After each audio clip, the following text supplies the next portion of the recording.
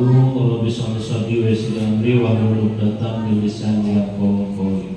Wa qala Allah ta'ala fil Qur'anil Karim, a'udzu billahi minasyaitonir rajim. Bismillahirrahmanirrahim.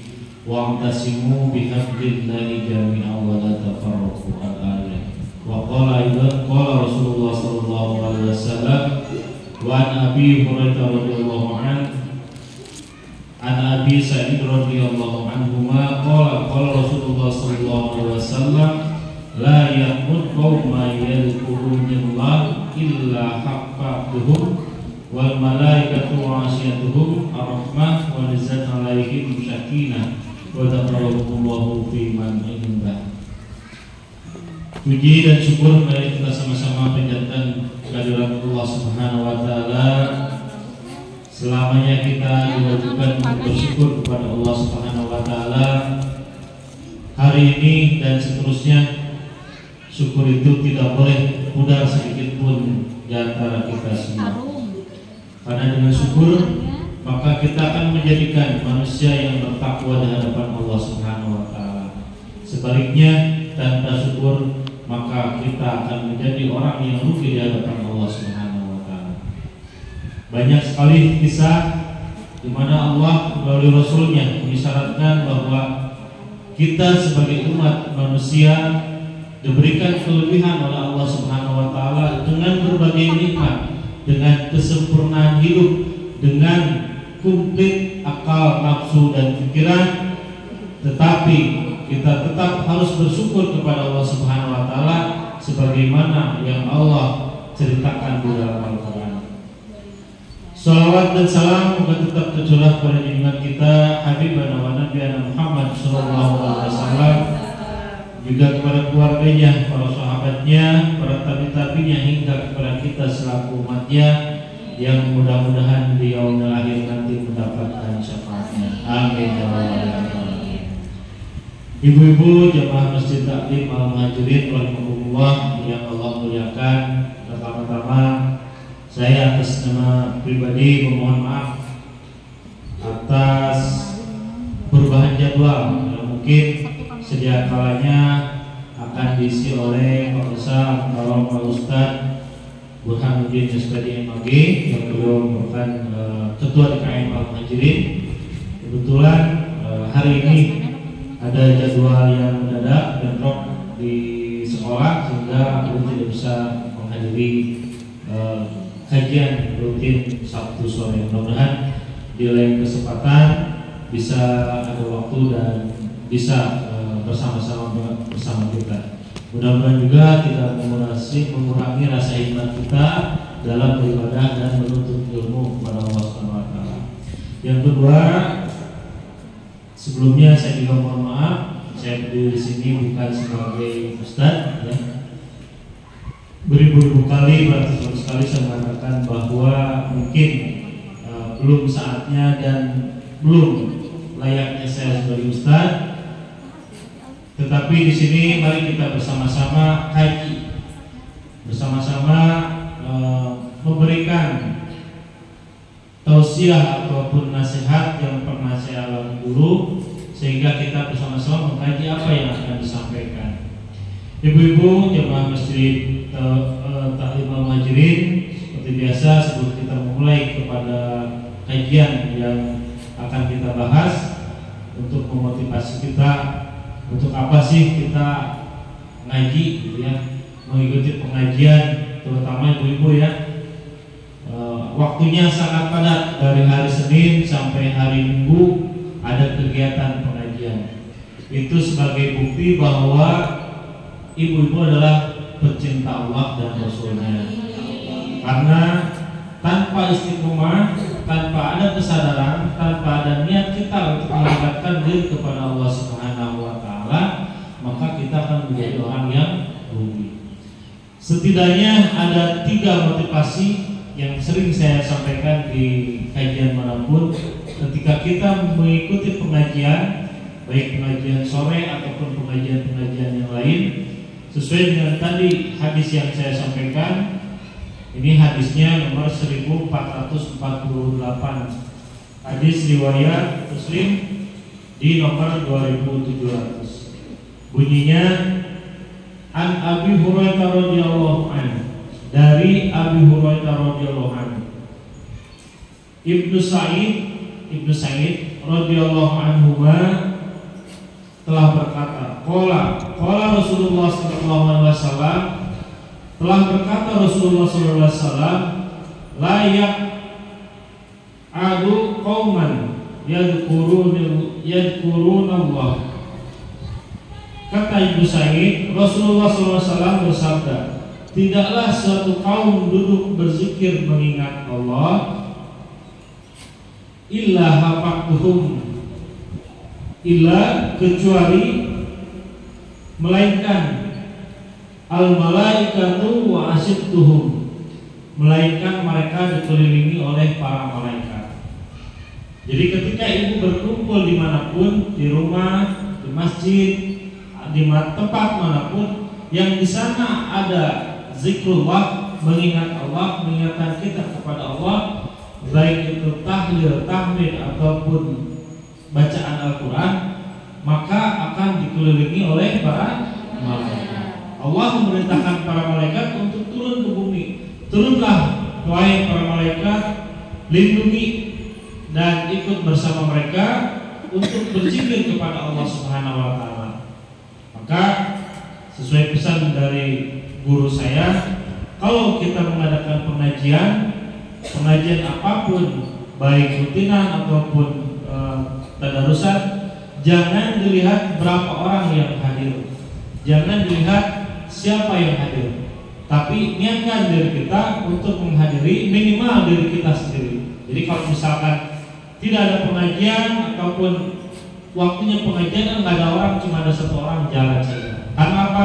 Karena di sana ada para malaikat. Kata siapa? Kata Rasulullah. Kata siapa? Katanya di mana dalilnya? Dalilnya tadi ya, hadis nomor 1448, bahwa Allah memerintahkan para malaikat untuk turun ke bumi menemani kita. Jadi di belakang itu banyak ya, kalau bisa melihat ya, malaikat semua. Nah, untuk apa? Hafaqtuhum, ilah waktu malaikatu wa ghasiyat rahmah, untuk memberikan rahmat kepada kita yang hadir di pengajian ini ya. Jadi rahmatnya apa Bu? Rahmatnya kasih sayang. Jadi Allah memberikan kasih sayangnya. Kasarnya mah ibu-ibu yang dirahmati Allah, Allah memberikan tanda kepada kita, hei malaikat, sampaikan salamku kepada mereka yang mengikuti pengajian ataupun mereka yang ada dan duduk bersama-sama di dalam satu majlis dan di sana ada zikrullah, mengingatku, maka sampaikan salamku kepada semuanya. Dan ada jaminan, pertama adalah diberikan rahmat. Yang kedua itu nazalat alaihim sakinah, yaitu Allah akan memberikan sakinah, ketenangan. Jadi ketika ibu-ibu ada pengajian ataupun di majlis yang lain, di dalam hati ibu-ibu sekalian ataupun yang hadir dalam pengajian tersebut akan diberikan ketenangan ya. Jadi pada saat pengajian, pada saat sholat, pada saat zikir dan sebagainya, kasusah, kebingungan kita, masalah kita yang ada di luar pengajian ini, insya Allah akan Allah hilangkan sementara dan akan Allah berikan solusi ya, selama kita diniatkan ikhlas. Jadi ketika kita ikhlas ikut pengajian, insya Allah Allah akan memberikan sakinah ya, akan ketenangan lahir maupun batin. Jadi yang bersama utang, yang punya utang sementara mungkin pengajian mah lupa, pulang dari pengajian ya ingat deh, tak balik deh ibu ya, ibu ingat deh cina utangnya, dari ke masjid biar nyari lagi gitu, nol sakinah. Tetapi ada jaminan dari Allah Subhanahu Wa Taala, barang siapa yang suka ke majelis zikir, Allah akan memberikan sakinah ya. Maka ada istilahnya rizqul layak kasih, ada rezeki yang tidak disangka-sangka, dan ini nyata ya. Jadi jangan pernah ragu dengan hadis ataupun wasiat dari Rasulullah SAW. Insya Allah selama kita ibu misalkan punya utang dan sebagainya, punya kesusahan, datang ke majelis yang di sana ada yang Allah, atau minimal datang ke masjid dan ibu sampaikan keluh kesah ibu kepada siapa? kepada Allah Subhanahu wa taala. Baca Quran minimal ya. Minimal baca Quran, insyaallah di sana akan ada solusi. Dan yang terakhir, orang yang suka ke majelis taklim atau ke majelis yang di sana ada zikrullah, Allah akan menyebut-nyebutnya di hadapan para malaikat. Wa dzikrahumu fiman indahu. Di hadapan para malaikat Allah akan menyebut-nyebut nama ibu. Nih, cemimin menuju aya di pengawasan. Cik daun ke naon kasus lahna kubur. Makanya ini kalau di daerah ibu di pedesaan, terutama yang pernah saya ikuti itu di sorean, itu pengajian-pengajian yang mau pengajian tablik akbar dan sebagainya, itu biasanya menuju ke subuh hari. Ya, jadi dimulai itu nggak pernah mulai seperti kita ya jam 8, jam 9, kita mah jam 10 belum selesai udah pada request, Pak kemalaman. Ya, kalau di sorean terutama di Pulau Waringin, pertama orang yang mengadakan itu jarang lembaga, jarang PKM, jarang Karang Taruna, jarang RT, tapi pribadi. Karena apa? Karena merasa ketagihan. Karena dalam hatinya, terutama murid, ada kerinduan. Kalau orang-orang datang ke rumah dia, di sana disebutkan zikir kepada Allah, sholawat kepada Rasul, rasanya itu luar biasa. Makanya sok datang hadir, mau makan mau apa dibayarin. Makanya orang-orang sana, orang-orangnya sukses tuh, yang terutama di konveksi ya. Dari mulai mesin kecil sampai yang besar, 16 sekarang desanya luar biasa maju ya. Di Kota Waringin dekat Stadion Sigala Kabupaten. Nah itu pengajiannya mulai dari jam 12 malam Bu sampai subuh. Pernah saya tanya kenapa pengajiannya diadakan malam. Salah satunya adalah doa yang paling mustajab ya, dimanapun, baik di masjid, di rumah dan dimanapun, adalah sepertiga malam. Jadi kalau ibu punya keluh kesah kepada Allah, ingin disegerakan mendapat rezeki yang banyak, halal, berkah, ingin diistiqomahkan kebaikan, ketika ada masalah dengan anak, ingin disolehkan, disolehkan, ketika ingin mensolehkan suami, maka bangunlah sepertiga malam. Di sana Allah telah menjadikan ya, dengarkan keluh kesah umatnya dan apa yang diminta akan dikabul. Nah ini di kabupaten banyak yang sampai subuh hari. Kadang saya juga merasa kaget, aneh, kenapa kok subuh yang mulai jam 12 sampai subuh hari. Salah satunya itu ketika ada panjatan doa, itu doa biasanya dibacakan pukul 3 ya. Dan ustadznya pun bukan ustadz yang biasa-biasa, biasanya habaib ya, siapa Abuya dan sebagainya. Itu ustadz-ustadz yang kesolehannya, ilmunya sudah diakui oleh dunia, sehingga insya Allah doanya pun akan mudah untuk dikabul Allah Subhanahu wa taala. Nah, itu adalah 3 keutamaan kita senang duduk di majelis zikir ya. Yang pertama adalah Allah akan menurunkan para malaikatnya, memberikan rahmat kepada kita. Kedua, Allah akan memberikan sakinah, ketenangan dalam hati kita. Dan ketiga, nama kita akan disebut-sebut oleh Allah hari ini maupun nanti di yaumul akhir. Ketika kita tidak ada pertolongan selain daripada Allah, maka Allah akan memanggil, oh ini mah ahli zikir, ini mah ahli pengajian Sabtu sore, bebaskan dari siksa api neraka. Amin ya Allah ya. Ibu-ibu jemaah Masjid Tahlil Rahimahumullah, berikutnya saya akan langsung menjak ke kajian. Mungkin kajian Ustaz Burhan itu mengenai fikih ya. Kalau fikih takutnya nanti bentrok lagi dengan Pak Burhan, takut ada apa namanya menyambung dengan Pak Burhan.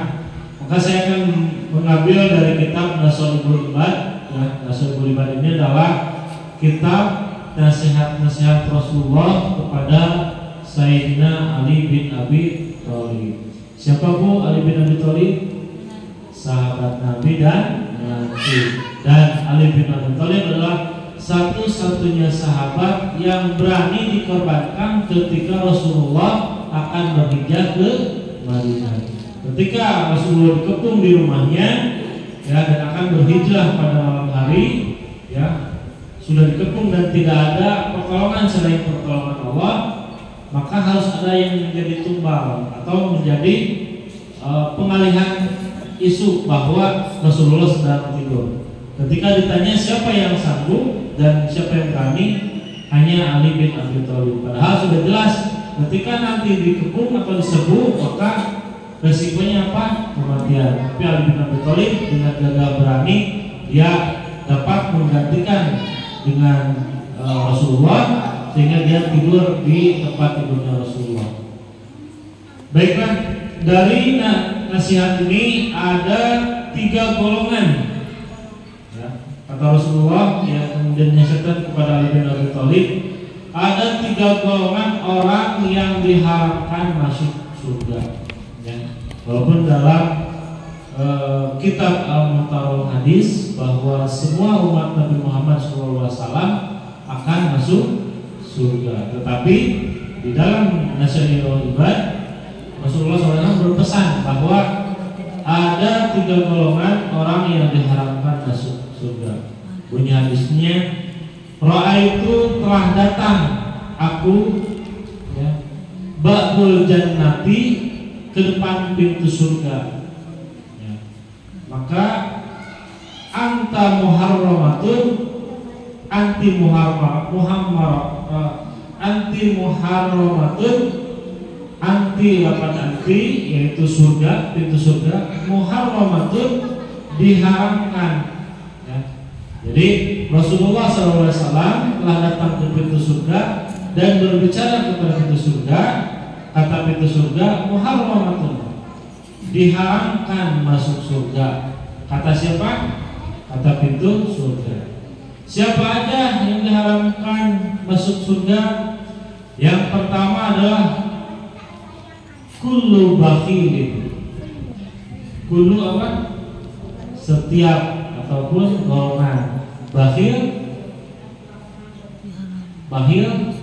Bakhilin atau orang-orang yang kulit korek, cap jahe, buntut kasiran, korek GHC, ya. Nah, kullu bakhilin. Jadi Rasulullah SAW menegaskan, berarti ini antisipasi, Bu, ya. Rasulullah tidak semata-mata yang menyampaikan ini bukan berarti menakut-nakuti kita sebagai umat Rasulullah SAW, ya. Walaupun jelas Rasulullah akan memberikan syafaatnya kepada kita, tetapi kita jangan sampai menjadi orang yang dibenci atau diharamkan oleh surga. Kullu bakhilin, yaitu golongan orang yang pelit, ya. Orang yang pelit dan orang yang bukan pelit, yang mati-mati atau hati-hati, dalam artian dia tidak pelit, tetapi dia menyimpan hartanya untuk di kemudian hari. Dengan orang pelit berbeda. Nah, orang pelit ini pernah dikisahkan di dalam Al-Quran pada Bani Quraisy, ya. Itu ada 3 orang sahabat, ya. Pernah dengar kisahnya, Bu? Yang pertama adalah sahabat yang matanya buta. Yang kedua adalah sahabat yang seluruh anggota tubuhnya kena penyakit, ya. Penyakit apa ya bahasa Indonesianya? Kalau bahasa Prancisnya buduh, ya. Bahasa Prancisnya buduh, koreng, ya, koreng. Dan yang ketiga adalah sahabat yang diberikan ujian oleh Allah, kepalanya gundul, ya. Yang pertama adalah buta, yang pertama adalah gundul, yang kedua adalah kusta, yang ketiga adalah buta. Nah, salah satu kisah yang ada di dalam Al-Quran ini mengisahkan kita bahwa mana yang termasuk orang yang pelit, ya. Orang yang pelit ini digambarkan dengan orang yang kufur nikmat, ya. Kata Allah, la in syakartum la azidanakum wa la in kafartum inna adzabi lasyadid. Barang siapa yang bersyukur kepada Allah, maka Allah akan menambah-nambah nikmatnya, ya, akan menambah-nambah rezekinya, akan menambah-nambah keberkahannya kepada kita semua. Yakin nggak? Harus yakin. Kenapa? Kalau ibu tidak yakin, berarti keimanan ibu dipertanyakan. Karena itu bukan hadis, itu pesan dari Allah Subhanahu wa taala. La in kafartum, tetapi orang-orang yang kufur, la in kafartum inna adzabi lasyadid.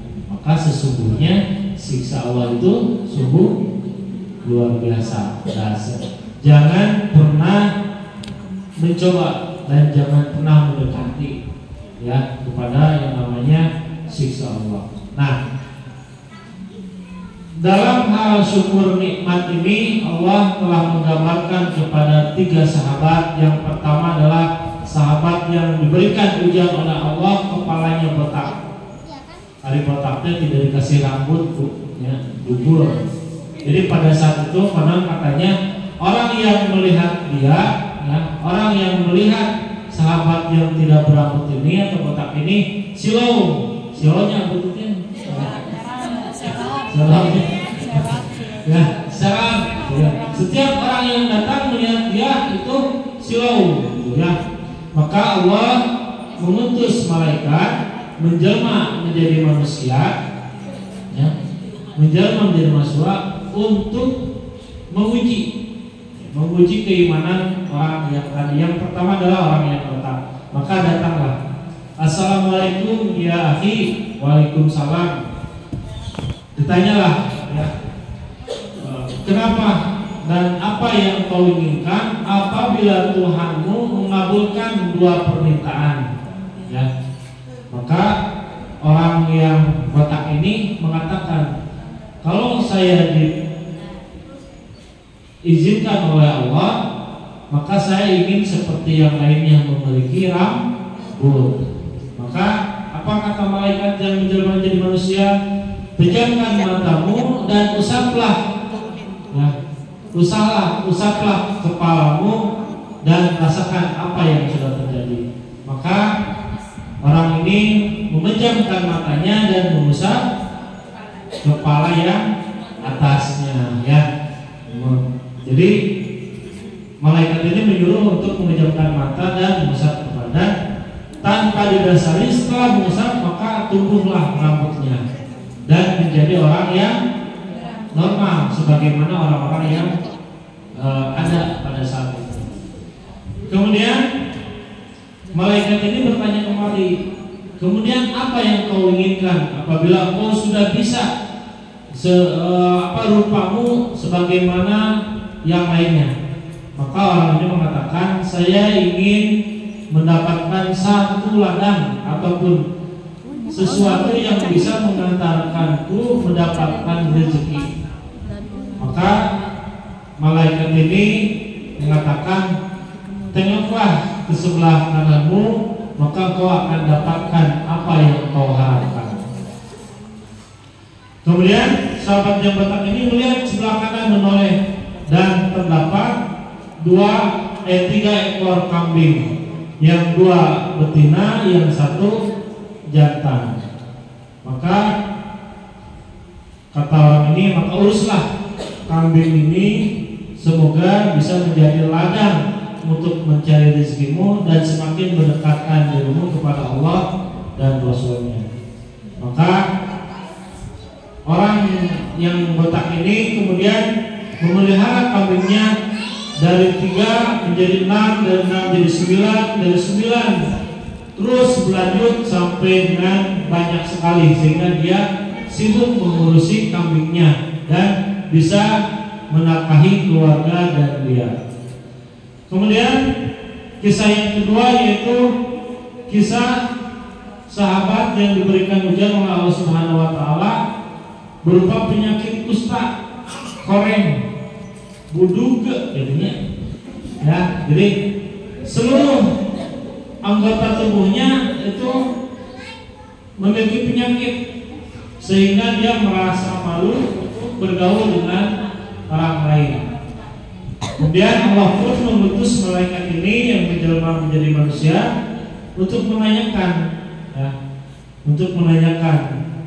apa yang kau inginkan apabila Allah mengabulkan keinginanmu. Maka sama jawabannya seperti sahabat yang tadi, yaitu ingin sembuh dari penyakitnya dan ingin seperti orang yang pada umumnya, sehingga pada saat bergaul ya tidak malu. Maka apa kata malaikat? Maka usaplah seluruh anggota tubuhmu, bacalah bismillah, nama Allah, niatkan dalam hati dan rasakan apa yang terjadi. Maka sahabat yang kedua ini mengusap anggota seluruh tubuhnya dan kemudian secara seketika penyakitnya hilang. Kemudian malaikat ini pun bertanya kembali, sekarang apa yang kau inginkan agar kau bisa melanjutkan hidupmu sebagaimana orang-orang sebelumnya? Maka orang yang punya penyakit dusta ini meminta satu usaha ataupun satu lahan agar dia bisa mencari nafkah dan bisa menafkahi keluarganya. Maka kata malaikat, tengoklah sebelah kirimu, maka kau akan mendapatkannya. Maka sahabatnya ini yang tadinya memiliki penyakit dosa melihat sebelah kiri dan melihat 3 ekor unta, ya, yang 2 betina, yang 1 jantan. Kemudian singkat cerita, sama sahabat ini pun memelihara berternak unta dan sampai dari 3, 9, 9, 18 dan sebagainya, sehingga banyak sekali dan bisa menjadi sumber penghidupan untuk keluarga dan dirinya. Dan yang terakhir adalah sahabat yang buta matanya, ya. Kata malaikat, pejamkan matamu. Kata orang ini, saya sudah pejamkan mata. Baik, rasakan dan bukalah matamu. Maka dengan bacaan bismillah dibukalah matanya dan dia bisa melihat. Alhamdulillahirabbil alamin, mataku sudah bisa melihat kembali. Kemudian apa yang kau inginkan? Kata orang ini, saya ingin sedikit satu lahan ataupun usaha yang bisa membuatku hidup berkah dan menjadi orang yang bisa mendekatkan diri kepada Allah dan Rasulnya. Maka lihatlah sebelah kananmu, maka kau akan mendapatkannya. Maka orang ini melihat sebelah kanan dan mendapati 3 ekor sapi, yang 2 betina, yang 1 jantan. Dan singkat cerita, orang ini pun sama, ya. Jadi banyak sekali karena pengelolaannya bagus, peternaknya bagus, semakin hari semakin berkembang. Nah, singkat cerita, setelah berapa lama, setelah banyak sekali kehidupan mereka itu berjalan normal pada umumnya, maka malaikat pun diutus kembali oleh Allah Subhanahu wa taala.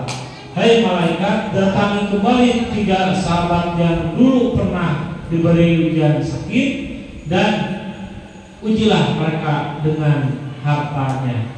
Ya, maka yang pertama malaikat ini datang kepada orang yang tadinya asalnya botak, ya, tidak punya rambut. Setelah mengucapkan salam, seolah-olah malaikat ini adalah orang yang sedang musafir, ya, orang yang dalam perjalanan membutuhkan bekal. Assalamualaikum ya akhi, apa kabar? Alhamdulillah sehat. Maaf, saya adalah seorang musafir yang kehabisan bekal. Barangkali ada makanan ataupun bekal untuk bisa aku minta sedikit saja sedekah darimu. Maka orang yang botak ini mengambil sisa makanan yang ada di rumahnya.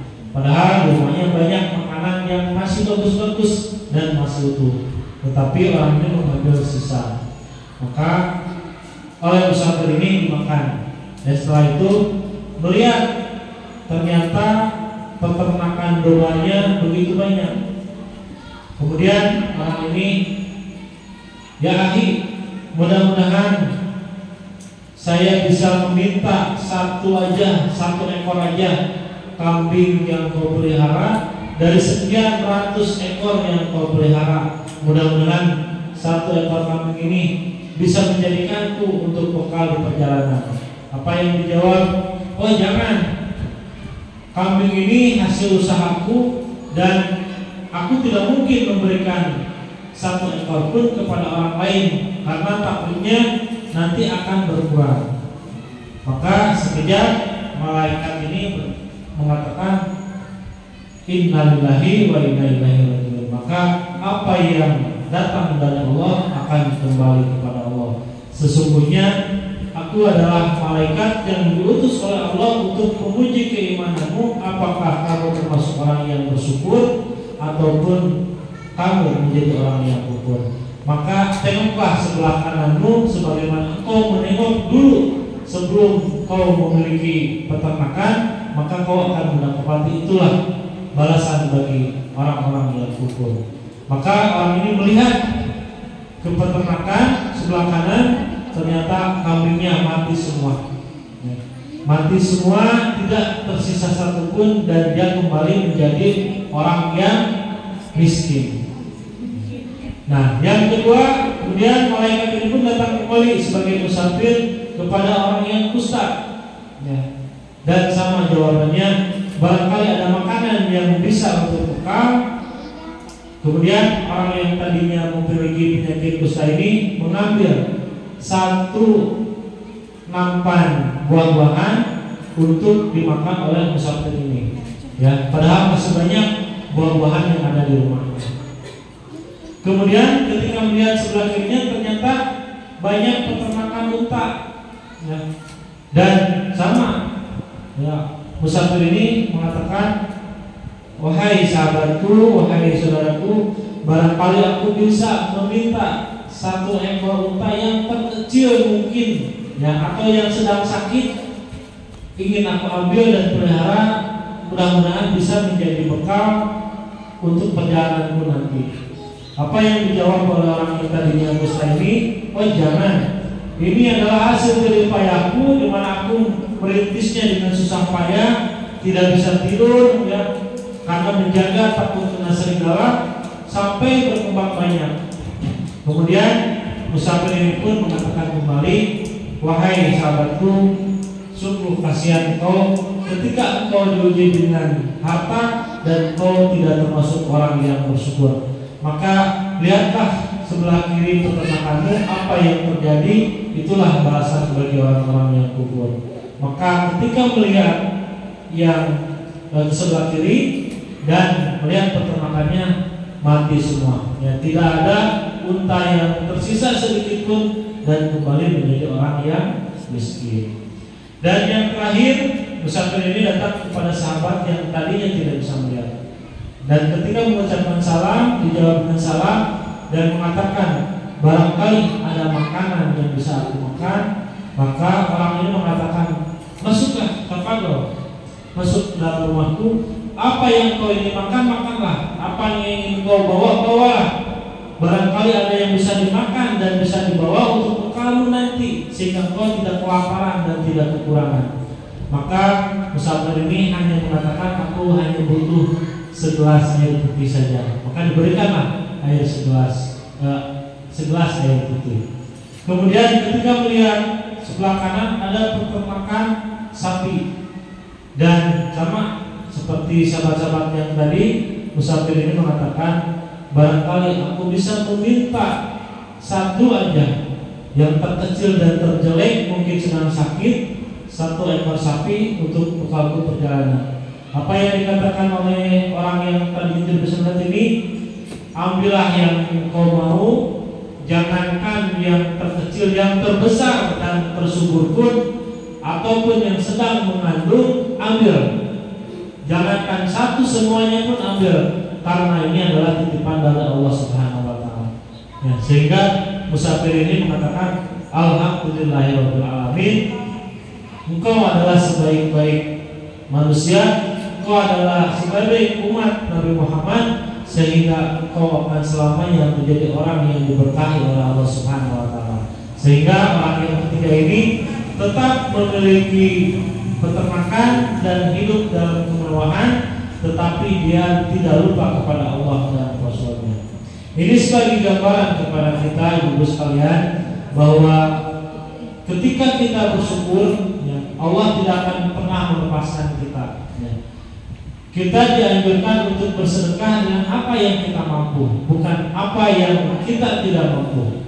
Sehingga ketika kita mampu dengan harta kita, maka bersedekah dengan harta. Kita mampu mengisi kencing dengan 1.000, isilah dengan 1.000. Tapi kalau kita mampu mengisi kencing ataupun bersedekah dengan uang 100.000, maka isilah. Jangan sampai Allah memberikan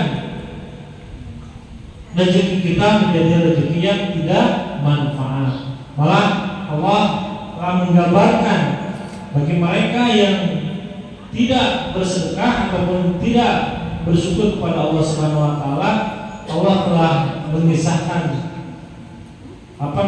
kisah Qarun dan sebagainya. Ya, kita mau mengikuti Nabi Sulaiman, orang yang kaya, atau kita akan mengikuti seorang Qarun, di mana Allah akan menenggelamkan semua harta kita, karena harta kita hanyalah titipan Allah Subhanahu wa taala.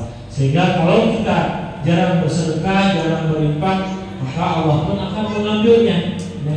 Jadi ketika kita hilang uang karena kita kurang bersedekah, bukan berarti itu hilang semata-mata. Ya. Tetapi kalau kita misalkan, aduh nggak punya uang, kalau ada orang datang, ibu ini ada infak dari ini untuk ibu dan sebagainya, berarti itu adalah rezeki yang layak kasih, rezeki yang tidak disangka-sangka, yang datangnya dari mana saja. Nah, sekarang pilihannya buat ibu, apakah kita akan menjadi orang yang bersyukur atau menjadi orang yang kufur? Kembali ke materi lagi. Nah, bagi orang yang bersyukur berarti dia sudah pasti punya tiket untuk masuk ke dalam surga. Tetapi orang yang pelit, orang yang menahan harta, orang yang tidak bersyukur, maka maka orang tersebut tidak akan masuk surga. Nah, yang kedua adalah 3 golongan orang yang tidak akan masuk surga, yaitu wa'akin. Apa itu wa'akin? Orang yang durhaka kepada kedua orang tua. Ya. Ibu ngajinya sering, baca Qur'annya banyak, ya 1 hari 1 juz.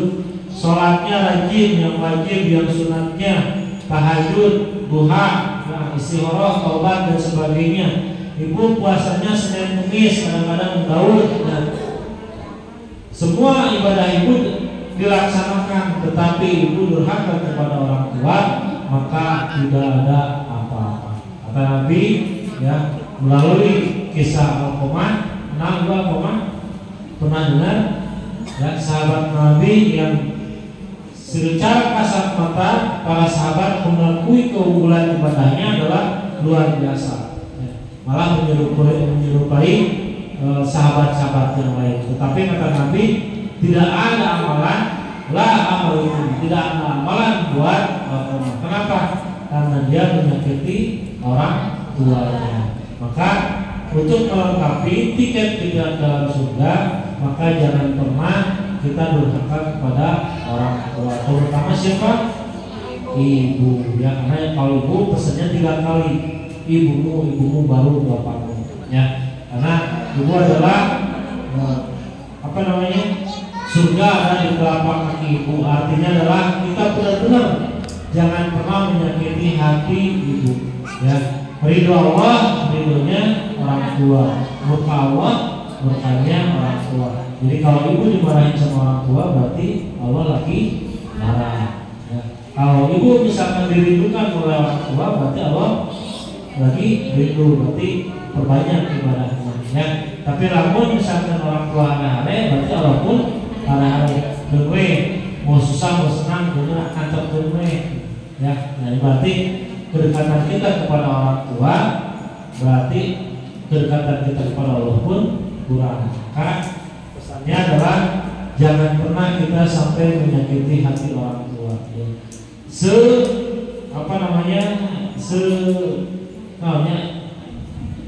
Ketika sebenarnya orang tua kita kalau udah tua banget, itu pasti akan kembali kepada anak-anak. Maka tugas kita untuk bersabar.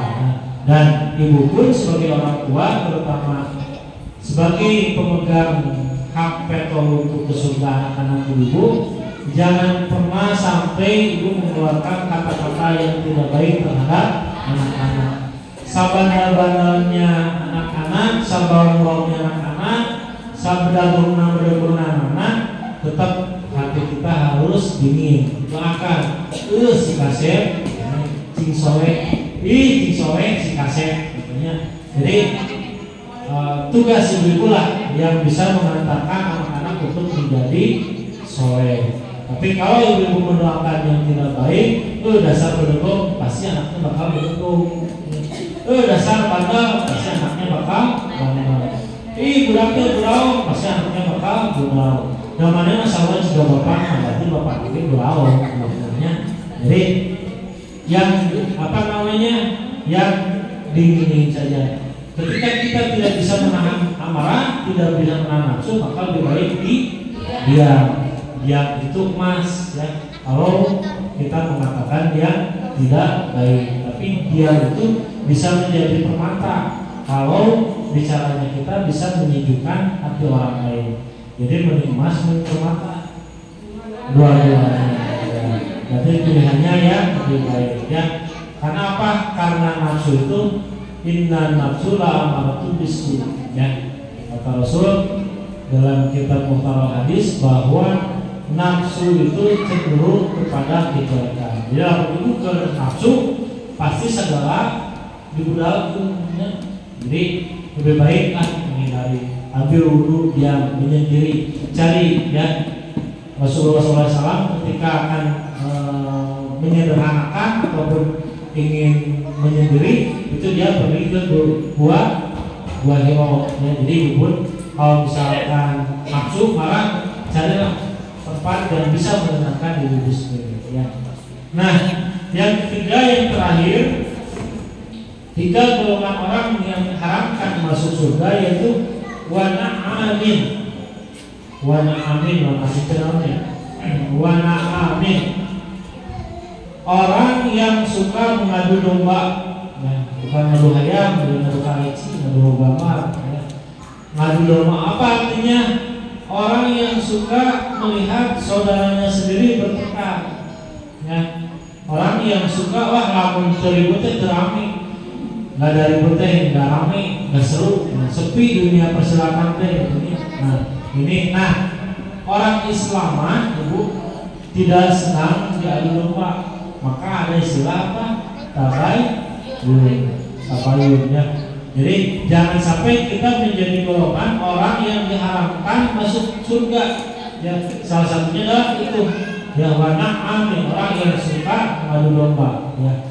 Cebumin ketemu jeung ceha itu sah cebumun tadi mungkin itu padahal kemudian dahanya ibu tuh gitu ya. Padahal cebumun itu ngomong naon atau menceha ketemu jeung cebumun teh baliknya naon buat yang berjahat itu tabayun.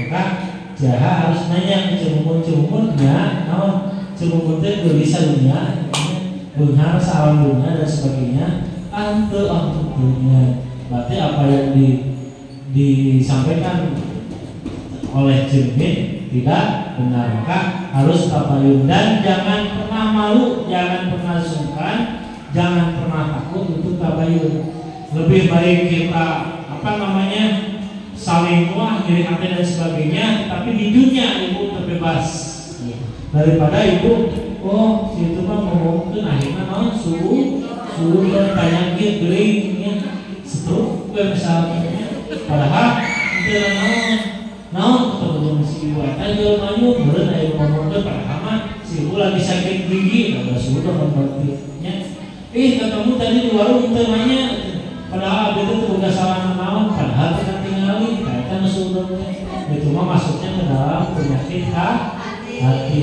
Maka apa baiknya ketika ibu ketemu dengan teman, dengan saudara atau tetangga, ketika tidak bertanya, meureun kita tingali nya ada gaib begitunya, di warung atau misalkan lagi belanja di pasar minggu, ya, padahal mah pampor jongkok gitunya, tepat larai katanya Pak antar beli tapi harap tenainya nggak tuh telepon tapi husnudon ya bukan husnudon tapi ternyata orang tersebut punya masalah dengan kita nggak tahu itu bukan urusan kita urusan Allah ya kita mah husnudon tetapi kalau kita tahu ibu sebetulnya si Ate punya masalah dengan ibu tabayun yuk masalah naon nya tadi abis itu sahabat di ibu nah ya ibu tuh di pengkosan hati nah di tiga atas nanti masalah mah ibu tuh pengkosan karena ibu berat karena ibu tuh nyenak artos gitu ya ih si ibu mah verifikasi sebelum nah tadi abis itu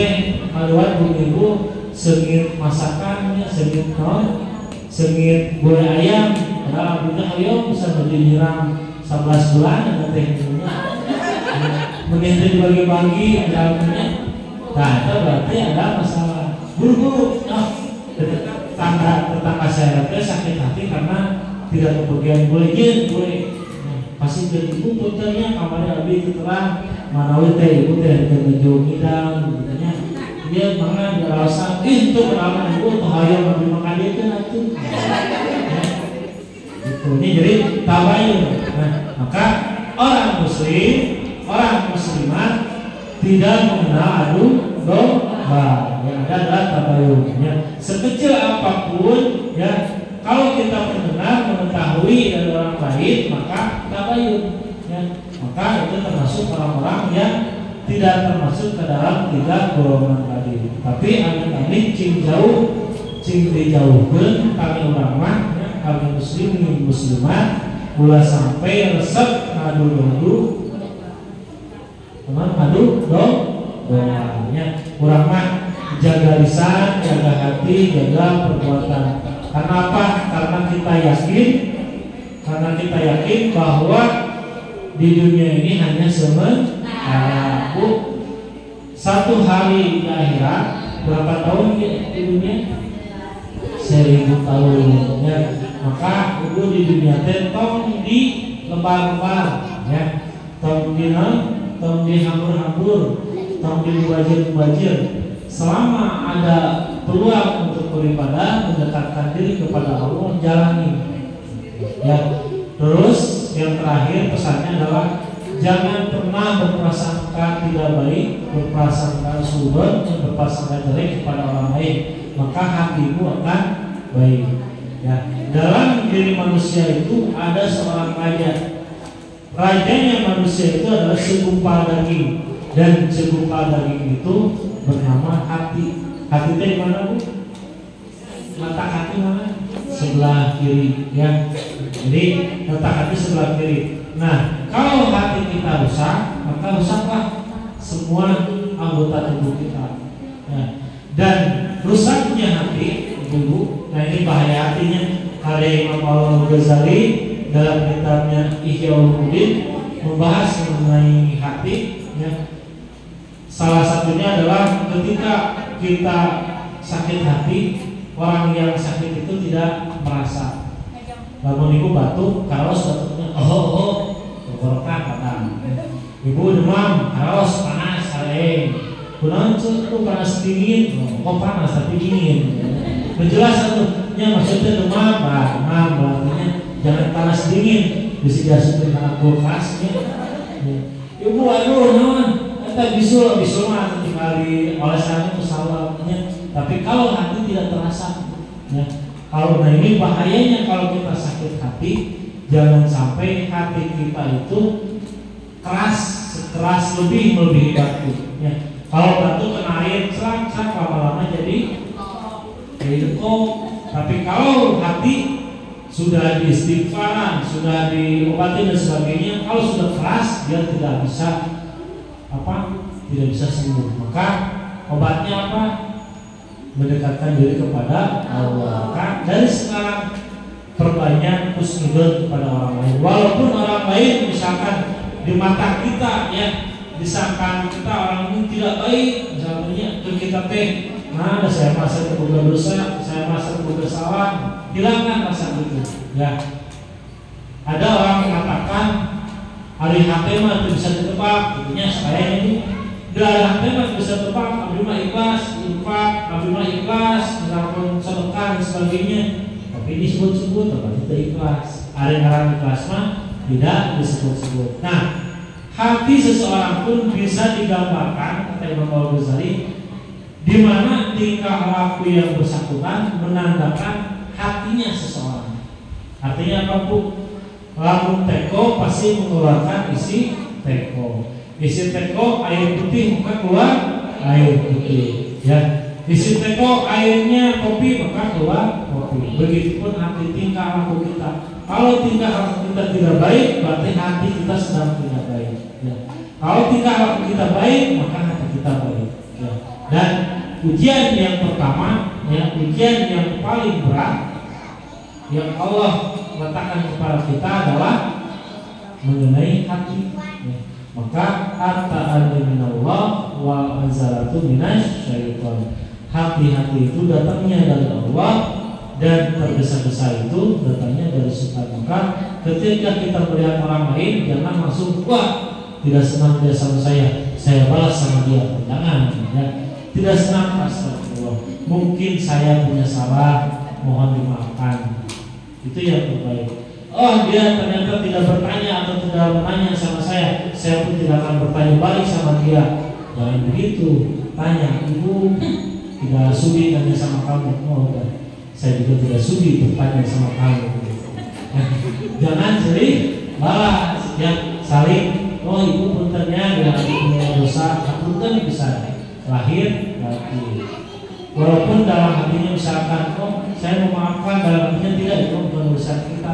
Urusan kita mah sudah menyampaikan dari hati yang paling dalam, mohon maaf lahir batin. Masalah dia tidak memaafkan ataupun dia memaafkan bukan masalah di kita. Berarti kita mah sudah menyerahkan kepada Allah. Maka berhati-hatilah orang yang sudah segala permasalahannya diserahkan kepada Allah. Ya. Kenapa harus berhati-hati? Ketika kita bertindak sudah sesuai dengan Allah, maka Allah yang akan membalasnya. Kita mah sudah minta maaf, ternyata dia tidak memaafkan, kita urusannya dengan Allah. Diri kita, hati kita, jasad kita, ruh kita adalah milik Allah. Ketika hati kita disakiti, tetapi kita tidak membalas, maka siapa yang membalasnya? Allah. Ketika jasad kita disakiti, tapi kita tidak membalasnya, maka Allah yang akan membalasnya. Itulah rahasia daripada hati. Maka saya mengajak dan sama-sama kita menata hati kita, ibu. Jangan sampai kita terlena dengan hati kita seolah-olah kita paling soleh. Oh udah pakai kopiah pasti soleh saja. Oh udah pakai sorban pasti soleh. Oh udah pakai sarung pasti soleh. Belum tentu gitu ya. Belum tentu. Karena apa? Karena orang soleh itu tidak digambarkan dengan casing. Casing mah bisa apa aja. Ibu bisa melihat orang pakai jubah, bisa orang pakai kopiah, tetapi tingkah lakunya tidak sesuai dengan apa yang dikasihkan, maka artinya itu berarti rusak. Tetapi kenapa banyak orang yang pakai peci, banyak pakai sorban, pakai apa lagi, koko, sarung dan sebagainya, itu sebagai ikhtiar. Mainnya orang pakai kopiah, misalkan main-main ke tempat yang maksiat. Ibu pernah lihat orang pakai sarung main ke tempat dugem? Belum ya? Belum. Tapi banyak orang yang suka dugem tapi masuk ke masjid. Itu artinya apa? Jangan kita menilai dari casingnya. Ya. Siapa tahu orang yang berdosa itu ketika hari ini diberikan hidayah oleh Allah, dia lebih sering daripada kita sholat di masjid pada sepertiga malam. Maka kita tidak boleh menilai menjudgment orang lain itu berdosa ataupun soleh. Tapi ikhtiar kita, ya, ibu ingin menutup orang, berarti ibu ingin mendekatkan diri kepada Allah. Ingin berusaha menjadi orang yang diridhoi oleh Allah. Ini Pak suara macan kayak nganggo sarung jalan-jalan, boleh datang macan garing dulunya jelas disepikan. Murah kali mah anak gitu sih. Ada yang apa di tangan masal gitu ya. Tapi minimal orang yang berpakaian Islami, minimal hatinya ingin ditata. Tapi belum tentu orang yang sesuai dengan casingnya itu baik. Maka kita husnudzon, mudah-mudahan apa yang dikasihkan bisa sesuai dengan hatinya masing-masing.